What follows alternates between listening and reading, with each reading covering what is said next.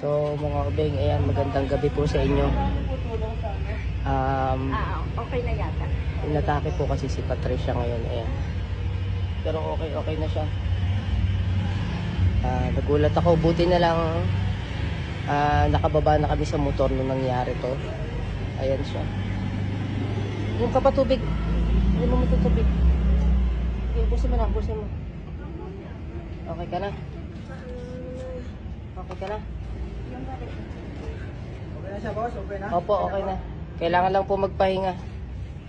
Salamat po. Ayan, kaya nilagyan namin ng karton, guys. Baka kasi mapauntog yung ulo niya. Kaya nilagyan agad namin ng karton.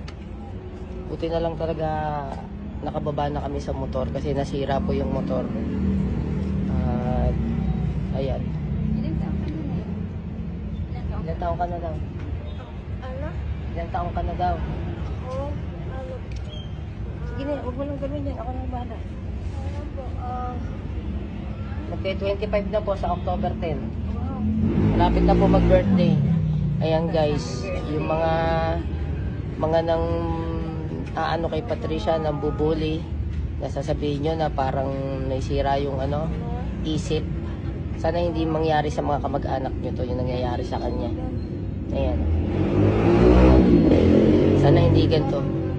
Sana hindi mangyari sa mga mahal nyo sa buhay. Kasi sobrang hirap nung sakit niya. Ayan, gaya niyan. Kung saan pwede abutin. Traitor yung sakit na epilepsy, guys. Kaya yung sa mga tumutulong sa amin at dating nagbigay ng tulong, maraming salamat. Ayan. Buti okay na siya. Kasi, ayan. Ano? Sino? Okay ka na? Okay ka na? Salamat. Gulat ako.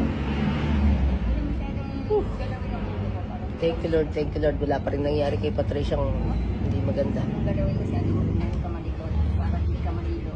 Ay, salamat po. Tagasan po kayo? Ay, Alfonso pa ako. Alfonso po. Nag-withdraw lang ako. Ayan, si nanay po yung isang tumulong sa amin. Ayan, maraming. Ano pong name niya? Mercy. Ayan, si nanay Mercy. Thank you po yan. Siya po yung Naku, unang... nakalive pala kayo. Hindi po live. Siya po yung unang lumapit sa amin, taga Alfonso pa. Ayan, thank you po. Tsaka sa mga guard dito sa BPI. Sir, thank you. Ayan, maraming salamat. Ayan guys, ibabiyahe ko na si Pat. Hindi na siya pwede sa motor. Opo, maraming salamat po. Thank you po.